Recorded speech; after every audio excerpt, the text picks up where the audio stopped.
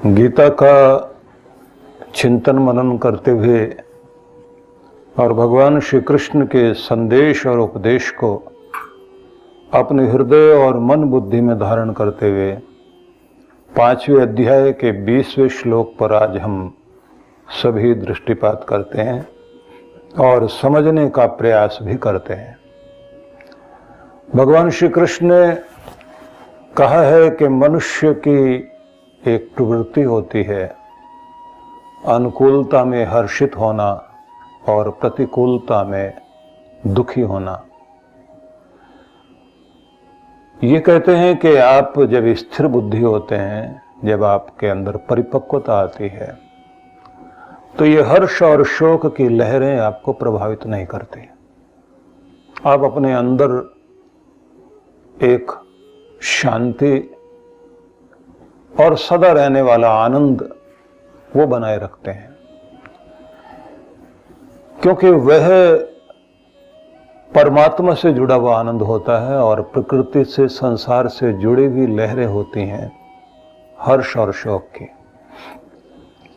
संसार से जुड़े रहेंगे तो दो तरह की स्थितियों से गुजरना पड़ेगा, कभी खुशी और कभी गम, कभी अनुकूलता कभी प्रतिकूलता। क्योंकि जब हम भाग्य अनुकूल होता है तब परिस्थितियां अनुकूल अनुभव होती हैं, और जैसे ही आपका दुर्भाग्य जीवन में प्रवेश करता है तो हर परिस्थिति आपके विपरीत खड़ी हो जाती है। वहीं से पता लगता है कि हम क्या हैं, क्या अस्तित्व है हमारा, कितना अपने आप को संभाल पाते हैं। हर्षित होना, दुखी होना, संवेदनशील बने रहना मनुष्य के अंदर परमात्मा का दिया हुआ ही गुण है।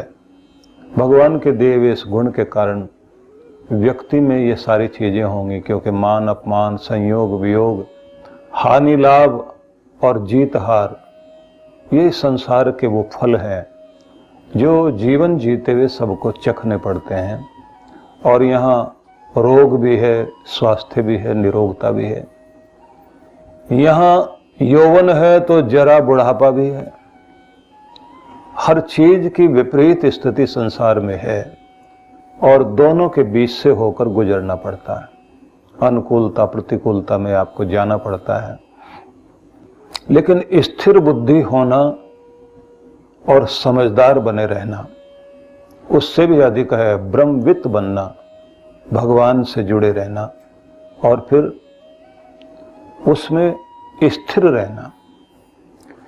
ये एक संदेश है जिसको हम कहेंगे कि हर्ष शोक में सम रहना स्थिर बुद्धि व्यक्तित्व का लक्षण है। ये इसका शीर्षक ध्यान में रख करके हम आज के श्लोक में प्रवेश करते हैं।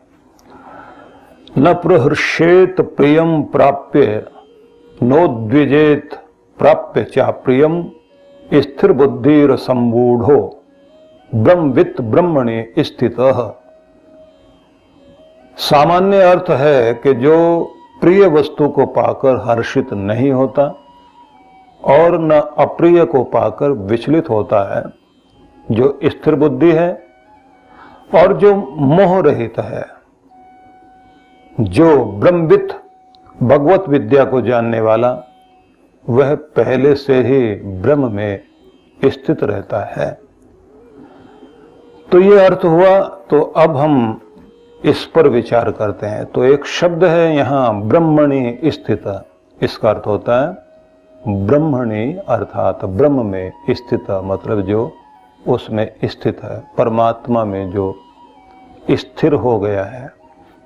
जुड़ना भगवान से, संयुक्त होना, युक्त होना, योग करना भगवान से, भगवान की भक्ति में उस जगह पहुंच जाना कि जहां आप और आपका परमात्मा दो स्थिति नहीं रहती, तो उसको कहा जाता है। आप और ब्रह्म में स्थित होने के बाद वो सारी चीजें आपके अंदर दिखाई देने लगती हैं, वो लक्षण दिखाई देने लगता है जो परमात्मा में है। क्योंकि जब आप संसार में लगे हुए होते हैं तो संसार के लक्षण दिखाई देते हैं।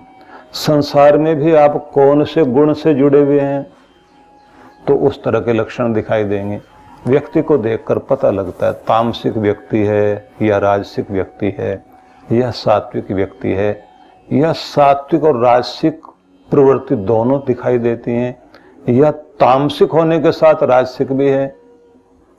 ये सारी चीजें व्यक्ति के अंदर अलग अलग रूपों में दिखाई देती हैं। घोर तामसिक व्यक्ति जो है उसका खाना पीना सोना जागना बिल्कुल अलग हो जाएगा। उसको जो है रात में देर तक जागना पसंद आएगा, नशा करना पसंद आएगा, उजूल फिजूल की बातें करना पसंद आएगा, निंदा चुगली से लेकर के दूसरों को गिराना और विषय वासना लोभ, दूसरों को मारना पीटना, दूसरे का अहित करना, तो लगता है कि घोर तामसिक स्थिति में है। और इसे देखने का एक तरीका होता है कि जब घोर तामसिक स्थिति में व्यक्ति जुड़ा हुआ होता है तो तमस कहते हैं अंधेरे को। तो अंधेरे में जो विचरण करने वाले जीव होते हैं उन सब के बारे में आप समझिए कि वो तामसिक हैं। तो वो जो चलते हैं अंधेरे में उन सब को देखिए, सांप, बिच्छू, कीड़े मकोड़े, उल्लू, चमगादड़, ये सारे, या सियार या भेड़िया आदि, सब वे लोग जो ऐसे जीव, उन्हें देखने से पता लगता है कि जैसे सर्प चलेगा टेढ़ा मेढ़ा होकर तो सीधी राह न चले आदमी। अपने माथे पर डंक लेकर घूमना बिच्छू का स्वभाव, जिसको भी छुएगा अपने डंक से छुएगा।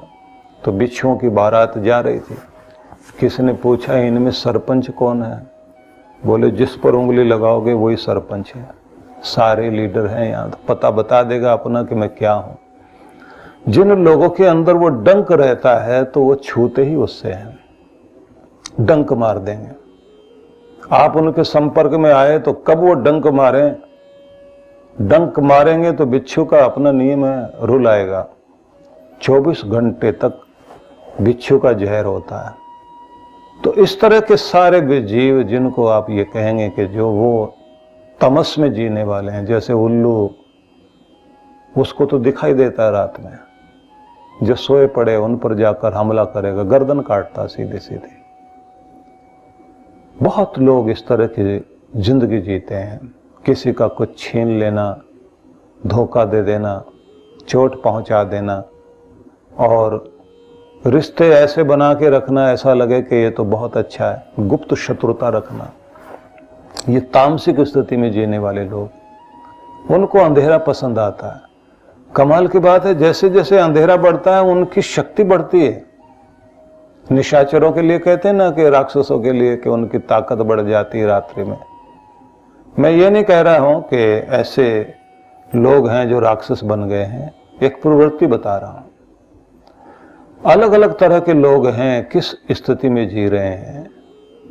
तो इसलिए निवेदन यही है कि कौन व्यक्ति संसार में किस स्थिति में जीता है और वो कहाँ उसका दिमाग लगा हुआ है, उसने अपना वातावरण क्या बनाया हुआ, उसकी परिस्थितियां क्या हैं, उसकी सोच क्या है।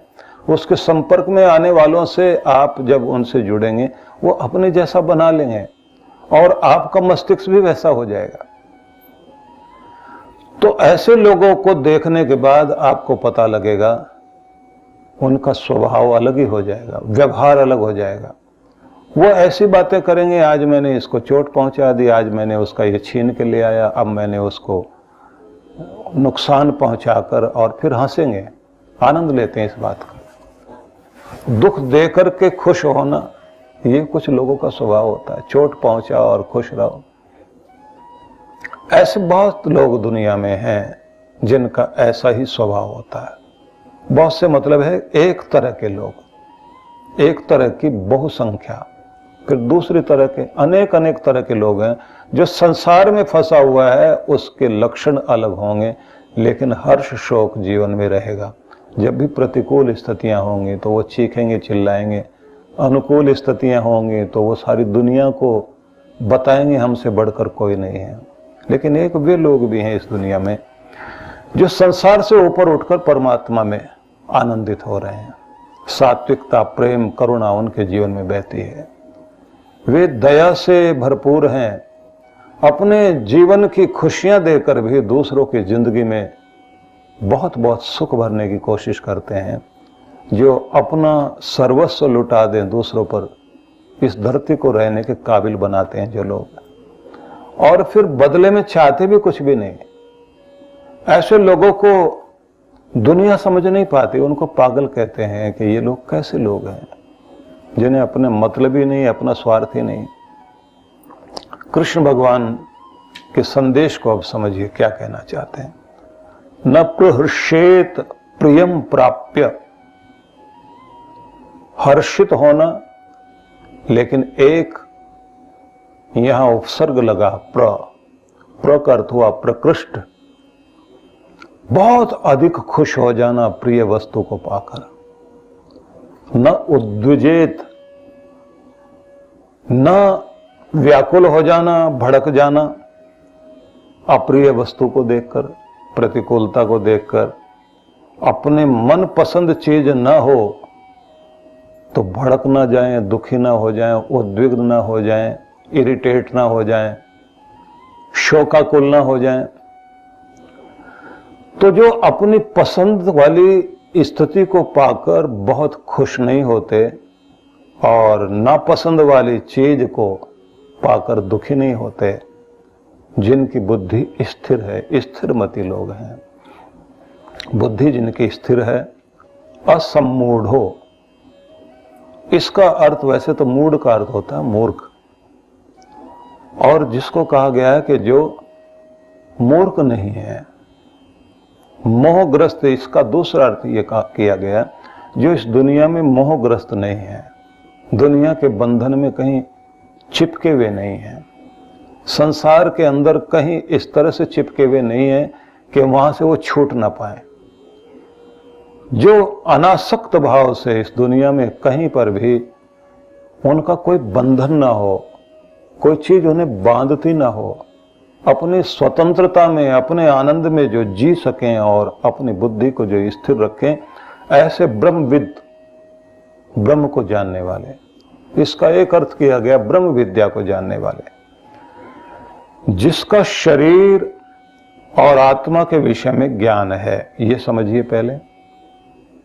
ऐसा ब्रह्मविद व्यक्ति, शरीर नहीं हूं मैं, प्राण भी नहीं, मन भी नहीं, बुद्धि भी नहीं, मैं एक चैतन्य हूं, उस चैतन्यता को समझना, पहचानना। शरीर नहीं, प्राण नहीं, बुद्धि नहीं, चैतन्य हूं, इस अनुभूति को करते हुए, क्योंकि भगवान श्री कृष्ण ने इससे पहले यही समझाया है जब आप दूसरे अध्याय में प्रवेश कर रहे थे कि शरीर में होने वाले परिवर्तन इसी तरह से हैं कि जैसे संसार में मौसम बदलते हैं, ऐसे ही सुख दुख शरीर में आते हैं, आप अनुभव करते हैं। और जिस प्रकार से आप वस्त्रों का पहनना और त्याग करना करते हैं, आत्मा भी ऐसे कर रही होती है। पुराने वस्त्र त्यागना मतलब एक शरीर छोड़ देना, नया वस्त्र पहन लेना मतलब एक नया शरीर धारण कर लेना। और फिर आगे चलकर उन्होंने बताया कि ये पहनना छोड़ना ये भी अपने आप नहीं होता, कर्म बंधन बांध रहा है, कर्म हमें बांध कर दुनिया में लेकर आता है। और फिर हम लोग प्रकृति के अनुसार, इसके 3 गुणों के अनुसार, सत्व रज तम के अनुसार, फिर अपनी एक प्रवृत्ति बना लेते हैं। उस प्रवृत्ति से हमारा एक स्वभाव बनता है, उस स्वभाव के अनुसार हमारे विचार उठते हैं, उन विचारों के अनुसार फिर हमारी भावनाएं बनती हैं, वे भावनाएं फिर हमारी क्रियाएं बन जाती हैं। वो जो क्रिया हम कर रहे होते हैं, जो एक्शन हम कर रहे होते हैं, वही फिर कर्म बनते हैं और फिर कर्मों के बीज हमारे अंदर आते हैं। वो फिर एक दिन फल कर भाग्य बनते हैं और इस तरह से फिर हम एक जाल में फंसते हैं कि आ रहे हैं, जा रहे हैं, कर्म का बंधन हमें बांधे हुए है। फिर कृष्ण भगवान आगे समझाते हैं कि तुम इस कर्म बंधन को काटने का विज्ञान जान लो। वो विज्ञान उन्होंने कहा कि रहो दुनिया में, लेकिन दुनिया से ऊपर उठकर। वो दुनिया से ऊपर उठकर क्या उसके लिए उन्होंने कहा त्रिगुणातीत होकर जियो, त्रिगुण रहित होकर जियो, तीनों गुणों से ऊपर उठना सीख जाओ, सत्व रज तम तीनों से ऊपर उठो। इस तरह से रहो कि तुम निष्काम कर्म करो, मतलब कर्म करने, कर्मयोगी बनकर रहना, दुनिया का स्वाद भी लेना, दुनिया का आनंद लेते हुए चलना है, दुनिया के विषय भोगों में रहकर भी विषय भोगों में इतने मत फंस जाना कि वो विषय भोग तुम्हें जो है उस कर्म बंधन में बांध दे कि उसके बाद तुम छूट ना पाओ। संसार की सारी यात्राएं करते हुए आपने परमात्मा के धाम की ओर चलना है। और एक बड़ी जोर देकर बात उन्होंने कही है कि तुम स्थित प्रज्ञ बनो। जो आपने 18 श्लोक गीता के बड़े महत्वपूर्ण हैं, जहां स्थित प्रज्ञ, स्थित धी, स्थिर मति, ये सारे शब्दों का प्रयोग किया। ऐसा व्यक्ति जो विचलित ना हो सके, जिसका ध्यान परमात्मा से जुड़ा रहे दुनिया में, काम अपने करें, आनंद उसका रहे, लेकिन ऐसा ना हो कि तुम घर से दुकान या ऑफिस और दुकान से घर, बस ये यात्रा चलाते चलाते जीवन पूरा हो जाए और भूल जाओ तुम उस समय में कि तुम्हारे लिए कुछ और भी जरूरी था। जो शरीर तुम्हें दिया गया है, भगवान ने कहा है कि ये रथ है, इसकी देखभाल करो। इसमें तुम रहते हो तो तुम्हारे अपने चैतन्य के लिए भी कुछ करो। अपने घोड़ों का भी ध्यान रखो, इस रथ के जो घोड़े हैं और इसके अंदर की जो शक्ति है उसका भी ध्यान करो। मतलब शरीर का, प्राण का, मन का, बुद्धि का, सबका ध्यान रखो, लेकिन सबसे ज्यादा ध्यान रखना अपनी आत्मा का। यात्रा 100 वर्ष की है, इस दुनिया में 100 वर्ष की यात्रा पर आप आए हो। 100 वर्ष की यात्रा में तुमने जहां जाना है, कहते हैं परम धाम तक जाने की चेष्टा करना। परम धाम न खो जाए, भगवान का धाम न खो जाए। तुम जहां हो ये तुम्हारा असली घर नहीं है। इसलिए ध्यान में भी चलने वाले लोगों के लिए एक बड़ी अद्भुत बात है कि नाभि से लेकर नीचे के 3 हमारे चक्र, कहते हैं यहां संसार है आपका, और इससे ऊपर उठेंगे तो हृदय तक जो है, कहते हैं यहां संबंध है, आपके रिश्ते हैं। और कंठ पर जब आप जाते हैं तो कहा जाता है कि ये वो है जहां आपकी कला कौशल, आपका व्यवहार और साथ में आपकी बलिष्ठ भुजाएं, आपके कर्म यहां जुड़े हुए हैं, कौशल जुड़ा हुआ है। फिर जैसे आप आगे आते, कहते हैं ये तुम्हारा आत्म स्वरूप है। ऊपर उठ जाओ तो तुम्हारा परमात्मा। तो तुमने अपने चैतन्य को उठाते हुए, संसार से ऊपर उठते हुए, अपने संबंधों को निभाते हुए, अपने कला कौशल को बढ़ाते हुए, हिम्मत से अपने कर्मों को करते हुए इतना ऊंचा उठ जाओ कि अपने आत्म स्वरूप को जानो पहले। जब आत्म स्वरूप को जान लेते हो तो फिर अपनी चेतना को, अपने चैतन्य को परब्रह्म तक मिला दो। तो ये आखिरी वाला जो है, जिसको सचखंड कुछ लोग कहते हैं, सत्य लोग कहते हैं, ओम भू ओम भुव ओम स्वः ओम म ओम जन ओम तपः ओम सत्यम। तप का स्थान यह है कि जहाँ तप करके आप निर्दोष पवित्र होकर के अपने चैतन्य को पहचानना है। और सत्य वो है जो परम सत्य को जानने के लिए आप सबसे ऊपर पहुंचते हैं। बड़ा अद्भुत खेल है ये कि यहाँ से अपने चेतना को ऊपर उठाते उठाते आप कहाँ तक पहुंचे। और इतनी सरल विधियां भी हैं कि थोड़ा थोड़ा कुछ करते चले जाइए, आप ऊपर उठते चले जाएंगे। इसलिए इन दिनों हम लोगों ने फिर से दोबारा से, क्योंकि जो साधना सिखाई थी उस साधना को सरल और सहज बनाकर 12 भागों में, वर्ष के 12 महीनों में 1 महीने की एक पूरी साधना, जिसमें व्यक्ति परिपक्व हो जाए। फिर उससे अगले चरण में, फिर और अगले चरण में, ऐसे 12 साधनाओं का एक पूरा क्रम। और उसी के साथ में फिर 24 वो ध्यान प्रयोग वाली क्रियाएं जो जीवन शैली को सुधारने में और ऊंचा बनाने में काम आएंगे। क्योंकि आप ध्यान कर लें और आपकी जो जीवन शैली और आपका प्रबंधन ठीक ना हो तो आप एक जगह लटके रह जाएंगे, दूसरी चीज आप ठीक नहीं कर पाओगे। तो ये एक प्रयोग मैं देना चाह रहा हूं और मुझे प्रसन्नता है कि एक बहुत प्रेम भरे हृदय वाले लोग, उनके बहुत सारे निमंत्रण और बहुत सारे उनके मनोहार को ध्यान में रखकर, मुझे उनके प्रेमाग्रह को ध्यान में रखकर इसे, हालांकि वो पहले रिकॉर्ड हो गया था जो ध्यान मैंने कराए थे, लेकिन सबकी तरफ से ये एक प्रार्थना थी कि इतने सरल सहज में पाठ्यक्रम की तरह से हम लोग आगे बढ़ें, धीरे धीरे हमारी प्रगति हो, उसको दिया जाएगा। तो इसलिए मैं आपको फिर कह रहा हूं कि भगवान श्री कृष्ण ये कह रहे हैं कि जो ब्रह्मवित् हैं वो ब्रह्म में स्थित रहते हैं। तो ब्रह्मवित् होने के लिए आपको तत्व ज्ञान तो चाहिए। और अगला एक बिंदु है मन की स्थिरता, जिसको स्थिर बुद्धि कहा भगवान ने। इसको जो आत्मबुद्धि शब्द से भी प्रयोग किया गया। ये 3 शब्द हैं। मन स्थिर हो, हालांकि मन का स्वभाव तो है ही ऐसा, वो कहीं स्थिर रहता ही नहीं, वो तो दौड़ लगाता रहता है। और अगर दौड़ नहीं लगाएगा तो फिर बात बनेगी भी नहीं, उसको तो भगवान ने गुण ही ऐसा दिया है। लेकिन एक बात जो पतंजलि ऋषि ने अपने ढंग से कही है और अद्भुत है उनकी बात, कि आसन की सिद्धि और फिर प्राणायाम, प्राणों की सिद्धि, आसन सिद्धि, प्राण सिद्धि। और फिर उन्होंने कहा कि जो बहिर्मुखी वृत्तियां हैं, स्वभाव जो आपका बाहर की तरफ दौड़ता है, अंतर्मुखी हो जाओ, इसको प्रत्याहार कहा उन्होंने।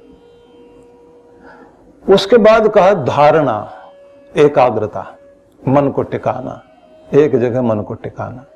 बोले यहां तक तुमने करना है। आगे उन्होंने कहा ध्यान। बोले ये तुम कर ही नहीं सकते, तुमने तो यहां तक जाना है। यहां तक तुम पहुंचो तो उसके बाद ध्यान अपने आप घटेगा, वहां आप कुश्ती नहीं लड़ सकते। आप इस स्थिति तक पहुंचिए तो सही, आपकी एकाग्रता, आपकी धारणा बने तो सही।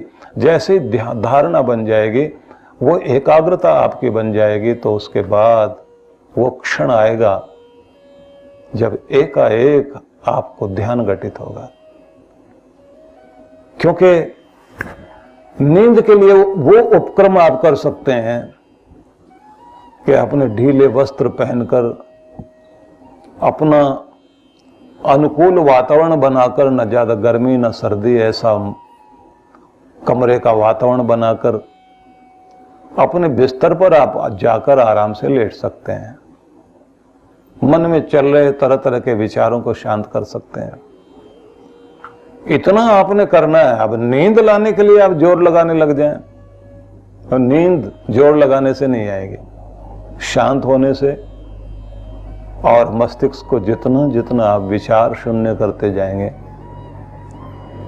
या किसी एक भाव में लगे लगे आप खो जाएंगे। इसलिए साधना का भी नियम यही है, विचार शून्यता लाइए या किसी भाव को बनाइए और उस भाव को बनाते बनाते उसमें लीन हो जाओ, तो एकाएक घटना घट जाएगी, आपका ध्यान लग जाएगा। निर्विषय एकाग्रता को सीखना और मन को ध्यानम निर्विषयम मनः, मन को निर्विषय कर देना, उसकी दौड़ भाग, तो एकाग्रता सीखनी होती है, ये बड़ी जरूरी है। इसी को वो स्थिर बुद्धि कह रहे हैं कि आपका मन एक जगह टिकना शुरू हो जाए। और इसमें समझदारी भी है, लेकिन एक चीज सिखाई जाती है जिसको जो है ध्यान में सिखाया जाता है। एक स्थिति होती है जिसको बोलते हैं इमोशनल टर्बुलेंस। भावनाओं के जो तूफान और आंधियां चलती हैं ना अंदर, और बाधाएं आती हैं, ये तूफान की तरह से एकाएक कोई चीज आपकी भावनाओं की उठती, क्रोध, लोभ, वासना, मोह, ईर्ष्या की, निंदा की, इतनी तेजी से ये लहरें आती हैं और ये बाधा पहुंचाती हैं। उस समय आपका मन कहाँ रह जाएगा, आप रहेंगे कहाँ। जो किसी ने आपको उद्विग्न किया, भड़काया, गुस्सा दिलाया, क्योंकि लोगों को, दुष्टों को ये तरीका आता है कि जाओ 3-4 लोग मिलकर उसे इस तरह से छेड़ो, बेचैन होने दो, गलती करने का मौका दो, वो इतना गुस्से में आ जाए, पागल हो जाए गुस्से में, और पागल होकर के कुछ का कुछ बोलने लग जाए, उस जगह पर उसको लेकर पहुंचो। तो लोग जो है वैसा करा देते हैं। इमोशनल टर्बुलेंस जब आती है सामने, तो उस समय आप अपने आपे में नहीं होते। साधना में ये बड़ा ढंग से सिखाया जाता है कि आप भावनात्मक रूप से किस तरह से उद्वेग में आ जाएंगे और कैसे अपने को शांत करना। इसलिए गुरुजनों के पास रहकर केवल इतना ही नहीं कि आप उनका जो है ये प्रवचन सुनकर बैठ जाएं, उसके बाद की जो स्थिति आती है ना, जहां आपके ऊपर, जीवन के ऊपर प्रयोग होते हैं, जहां से आपके अंदर एक प्रयोगशाला शुरू हो जाती है, जीवन पर खुद प्रयोग करते हैं आप, और फिर अपने आप को ऊपर उठाते उठाते वहां पहुंचते हैं कि खुद को आश्चर्य लगता है कि हम कहाँ थे और कहाँ से कहाँ निकल कर आ गए।